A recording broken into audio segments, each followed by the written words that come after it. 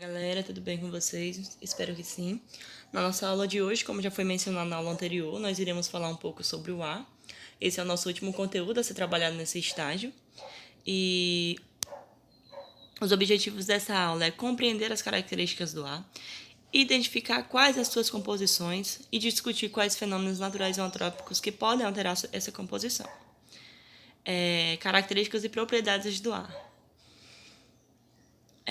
O ar atmosférico, composto de gás nitrogênio, gás oxigênio, carbônico, ozônio e vapor de água, eles não apresentam cheiro, nem cor ou gosto. E essa variação dessas características pode indicar de que ele esteja poluído.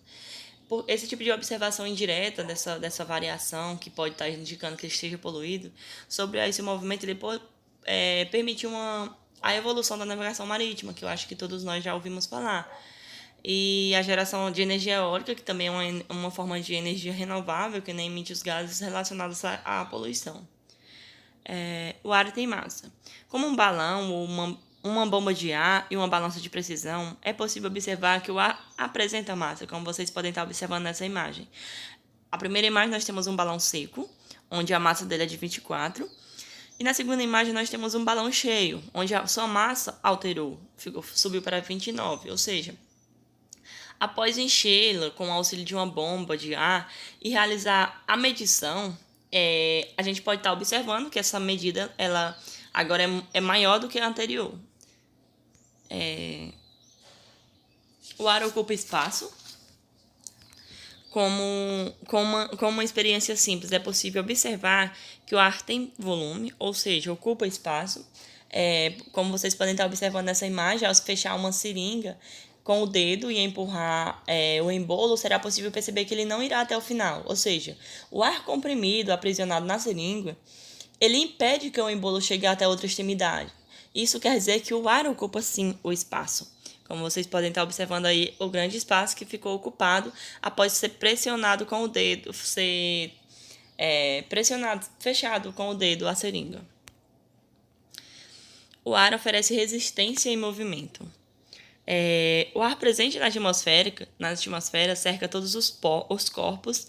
Esses corpos, quando colocamos em movimento, como quando andamos de bicicleta, deslocam por onde passam. Como vocês podem estar observando nessa imagem, em um salto de paraquedas, por exemplo, nessa imagem aí, como é o exemplo dessa imagem, a grande resistência do ar proporcionada pelo equipamento aberto possibilita uma descida suave. Então, é por isso que os paraquedistas eles aproveitam muito a resistência do ar para reduzir a sua velocidade de queda. O ar exerce pressão. O ar sempre exerce pressão, né, na verdade. Mesmo que seja quando dentro de uma seringa, as partículas que compõem os gases do ar se chocam com as paredes da seringa e determinam uma pressão sobre elas. No caso da pressão atmosférica, por exemplo, a intensidade da pressão depende da quantidade de ar que há sobre a superfície terrestre. Como vimos no capítulo anterior, quanto maior for a altitude, menor será a pressão atmosférica. Ou seja, em um local mais alto, de maior altitude, a coluna do ar da superfície terrestre sempre será menor. Composição do ar. O ar ele é constituído por uma mistura de diferentes gases, entre os quais o nitrogênio, oxigênio, carbônico e o vapor de água. O gás nitrogênio e o oxigênio eles aparecem em maior quantidade, com 78% do gás atmosférico é composto pelo nitrogênio, como já foi falado na aula anterior, e 21% do gás oxigênio. A partir de agora, nós iremos estudar um pouquinho mais sobre esses componentes do ar.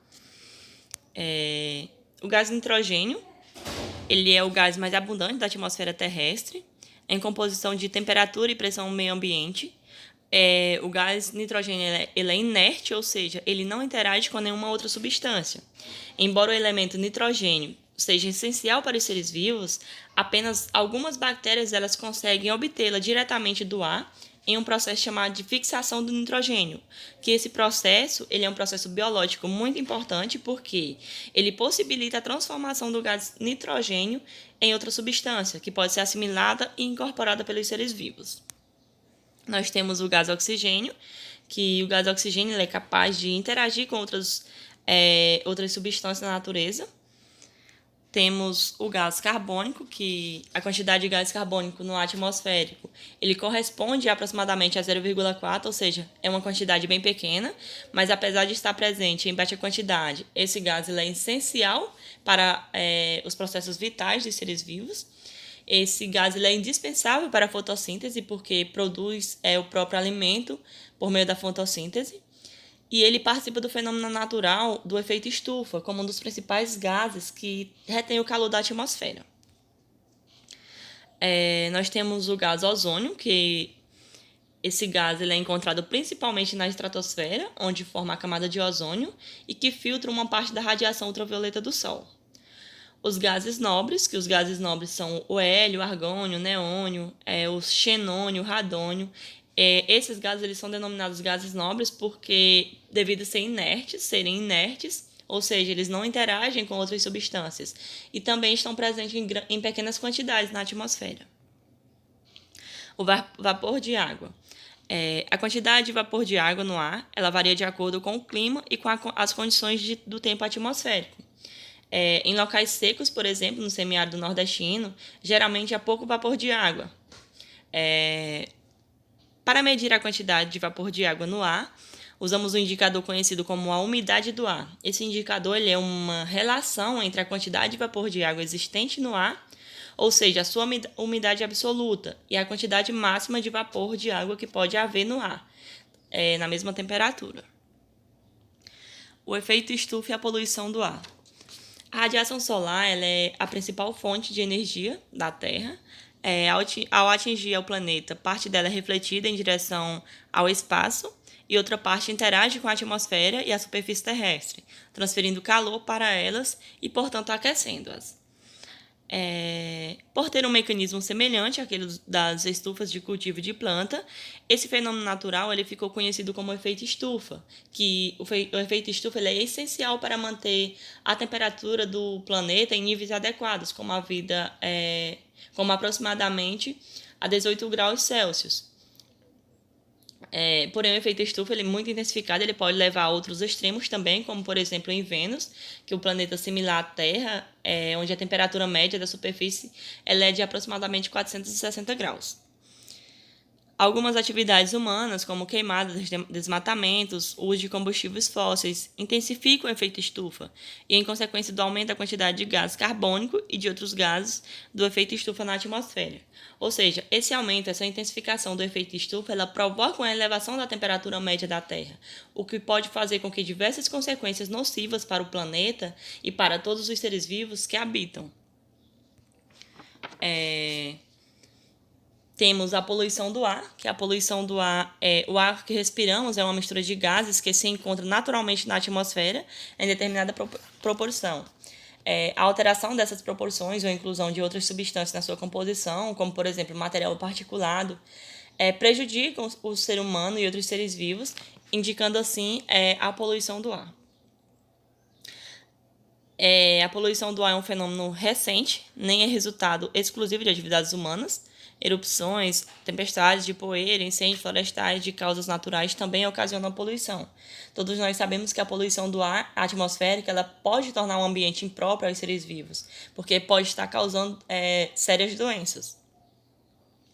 Alguns dos principais poluentes encontrados atualmente na atmosfera terrestre é o monóxido de carbono, que é um gás sem cor, sem cheiro, e é expelido principalmente por veículos e queimada.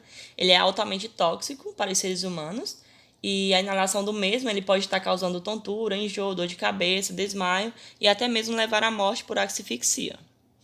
Temos o gás carbônico, que esse também não apresenta cor e nem cheiro, e é um produto de respiração dos seres vivos e também da queima de combustíveis fósseis em atividades humanas. É um dos gases do efeito estufa presente na atmosfera, o gás carbônico. Temos o metano. O metano é um gás produzido na decomposição de matéria orgânica, promovida principalmente por bactérias decompositoras. E temos os compostos de enxofre e nitrogênio, que esses compostos eles podem estar causando problemas respiratórios, como, por exemplo, irritação na garganta e nos olhos, e podem atingir os pulmões também. E temos o material particulado, que o material particulado, ele também pode ser chamado de partículas de suspensão ou aerossol, porque trata de materiais sólidos e líquidos e que se mantêm em suspensão do ar. Por exemplo, nós podemos citar a fuligem dos automóveis e a poeira carregada pelos ventos, que são exemplos de materiais particulados. E era basicamente isso. Obrigado e até a próxima.